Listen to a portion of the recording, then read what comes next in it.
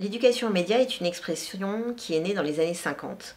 C'est l'UNESCO qui en premier en a parlé. Et l'idée est que dans un univers de plus en plus médiatique, il y a besoin d'avoir une éducation, une prise de distance critique vis-à-vis des médias. L'éducation aux médias est née en tant qu'expression dans les années 50 parce que l'UNESCO commençait à prendre la mesure du fait que les médias prenaient de plus en plus d'importance dans la vie de chacun. Et au départ, l'éducation aux médias, on l'a plutôt pensée comme une analyse critique des médias. Donc l'idée, c'était de comprendre, d'analyser les médias et surtout les messages médiatiques. Puisque peu à peu, on a réalisé que la télévision, par exemple, n'était pas une fenêtre ouverte sur le monde. Sinon, on ouvre la fenêtre, on n'a pas besoin de la regarder.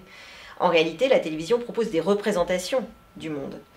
Et donc, il fallait, d'une certaine manière, avoir l'idée de dénaturaliser les messages des médias, c'est-à-dire arrêter de penser que c'était des messages naturels, mais de comprendre les représentations, les stéréotypes, les clichés qu'on peut voir véhiculés dans les médias. Donc, peu à peu, on a réfléchi à des programmes d'éducation partout dans le monde pour comprendre les médias, comprendre leurs messages médiatiques.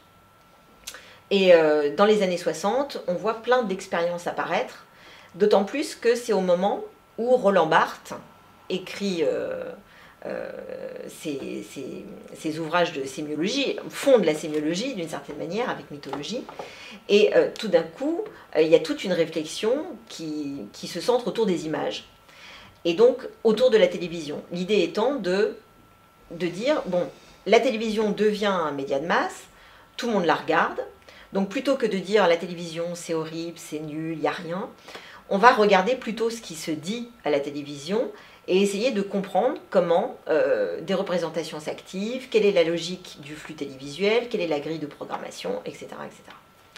Donc l'éducation aux médias, peu à peu, a développé l'idée de prendre une distance critique, de développer l'esprit critique de tout citoyen, mais au départ, bien sûr, c'est pensé pour les enfants et les adolescents.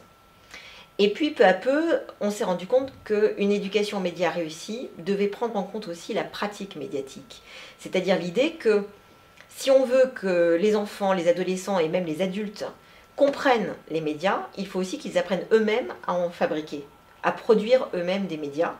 Parce que c'est souvent quand on produit soi-même qu'on comprend à la fois les contraintes, mais aussi la manière dont ça fonctionne, et qu'on dénaturalise effectivement les messages médiatiques.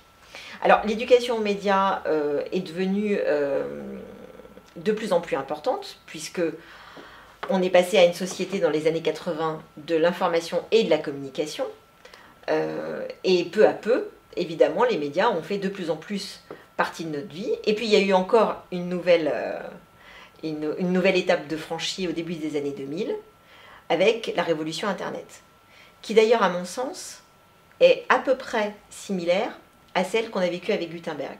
C'est-à-dire que la révolution Internet, on ne fait que commencer à la voir et à en prendre conscience, puisque c'est tout notre rapport au savoir qui va être bouleversé, qui est déjà en train d'être bouleversé. Et finalement, la révolution de l'imprimerie, ça a été ça. Ça a été un rapport au savoir qui a été très profondément bouleversé.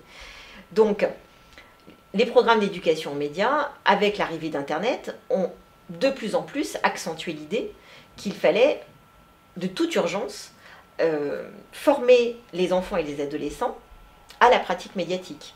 Et depuis 2006, c'est même maintenant dans le socle commun des connaissances.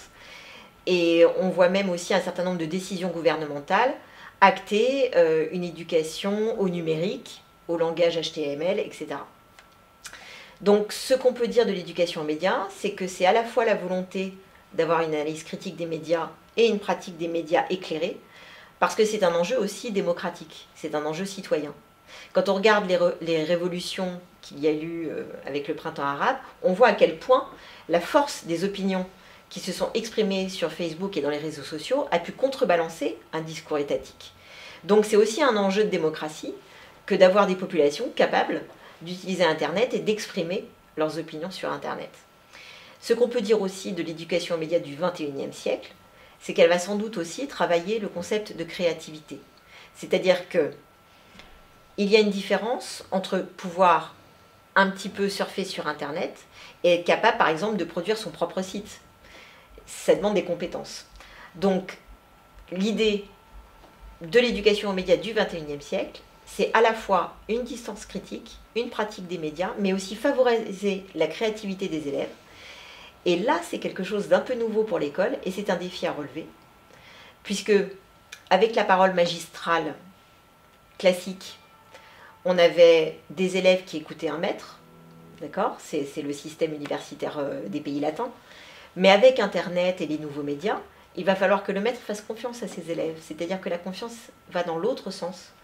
Avec le fait qu'il faut au contraire privilégier la prise de risque, le fait d'oser s'exprimer. Et du coup, ça renverse un peu nos modèles pédagogiques. Donc c'est un vrai défi pour le XXIe siècle. Il y a un certain nombre d'expériences pédagogiques qui ont très bien marché et qui continuent de bien marcher. Par exemple, le fait de favoriser l'expression lycéenne. Le fait que des lycéens puissent écrire des journaux. Fait que leur rapport à l'information se transforme, leur rapport à l'actualité. Ils deviennent de plus en plus sensibles à la manière dont les informations sont données, à la ligne éditoriale. D'autres expériences ont montré que les tweets classe marchent. C'est-à-dire qu'on imagine un maître dans un petit village un peu isolé avec sa classe.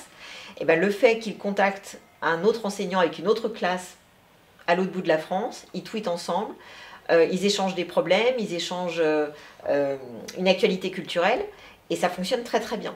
Donc par la pratique, on obtient des choses différentes, et surtout ce qu'on observe, c'est un rapport pédagogique qui se transforme en profondeur. C'est-à-dire que le maître n'est pas celui qui sait tout, et les enfants, ceux qui devraient tout apprendre.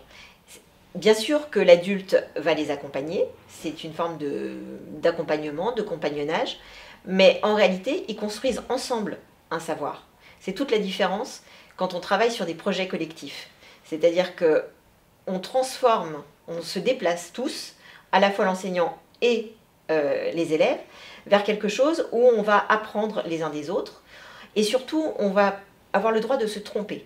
Parce que ce qui est très frappant dans l'école française, c'est qu'on est obsédé par les erreurs.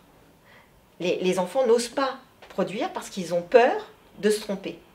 C'est beaucoup moins vrai dans les pays anglo-saxons. Donc il faut casser cette image de l'échec. Se tromper, ce n'est pas grave, on recommence. Pourquoi les ados adorent les jeux vidéo? C'est parce qu'ils ont le droit de se tromper. On a le droit de se tromper, on sait que c'est pas grave. On va recommencer jusqu'à un moment donné où on va réussir le niveau, on va réussir le jeu. Et c'est ce qu'il faut vraiment changer dans l'école française, c'est ce rapport à l'erreur, parce que ça devient un échec. Donc le mieux, c'est de travailler sur des projets qui permettent justement de se tromper, de reprendre, et surtout d'avoir ce qu'on appelle une intelligence concertée, c'est-à-dire une intelligence collective. L'idée que à plusieurs, on a plus d'idées que tout seul, que c'est pas grave, au contraire, c'est une richesse, et que ça va permettre d'aller plus loin. Et quand les enseignants qui sont volontaires dans ce type d'action les réalisent, souvent dans leur bilan, ils disent à quel point les relations avec les élèves se sont transformées.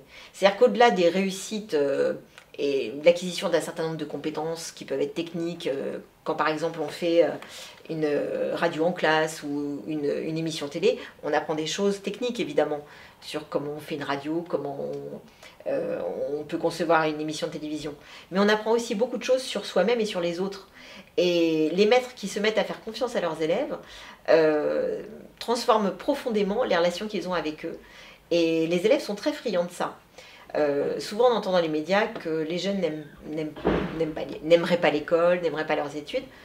Tous les sondages montrent le contraire. En réalité, les lycéens aiment leur lycée, ils aiment leurs enseignants, mais il faut de quoi fédérer les uns et les autres sur des projets qui vont améliorer l'estime de soi et porter quelque chose qui va être collectif.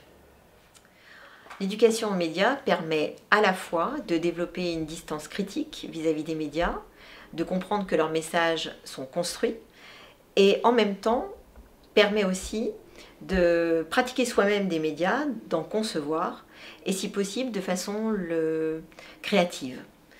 L'éducation aux médias, peu à peu, entre dans tous les programmes éducatifs européens et même parfois mondiaux, parce que peu à peu, tous les acteurs prennent conscience que les médias entrent dans nos vies et qu'il faut à tout prix, et c'est un défi citoyen, que tous soient capables de pouvoir s'en servir, de pouvoir communiquer avec, car sinon nous risquons ce qu'on appelle une fracture numérique, c'est-à-dire ceux qui ont le capital culturel, social, économique pour pouvoir en profiter, et ceux malheureusement qui seraient laissés au bord du chemin. C'est donc un défi citoyen.